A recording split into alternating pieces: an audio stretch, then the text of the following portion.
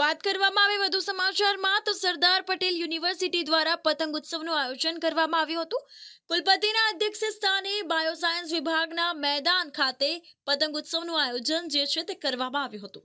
આ પ્રસંગ અંતર્ગત આ પતંગોત્સવમાં યુનિવર્સિટીના જુદા જુદા સેક્ટરના વિદ્યાર્થીઓએ પતંગ ઉડાવીને એકબીજાની પતંગ કાપીને મજા માણી હતી અને આ કાર્યક્રમમાં યુનિવર્સિટીના કાર્યકારી કુલપતિ ડોક્ટર નિરંજન પટેલ સાથે કુલપતિ ભાઈલાલભાઈ પટેલ તથા યુનિવર્સિટી પરિવાર છે ઉપસ્થિત રહ્યો હતો। તમામ વિદ્યાર્થીઓએ સાથે પતંગ ઉડાવીને મજા માણી હતી।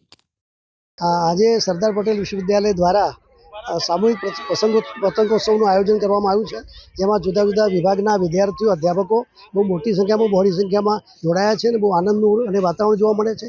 આપણે સૌ જાણીએ છીએ કે ગુજરાતમાં ઉત્તરાયણનું બહુ વિશેષ મહત્ત્વ હોય છે અને પર્વોનું પણ વિશેષ મહત્ત્વ હોય છે। એમાં ઉત્તરાયણ પર્વ બહુ અગત્યનું પર્વ છે, જેમાં યુવાનોમાં એક પ્રકારનું એક્સાઇટિંગ જોવા મળતું હોય છે અને આજે વિદ્યાર્થીઓ લગભગ ખૂબ મોટી માત્રામાં અહીંયા ઉપસ્થિત રહ્યા છે।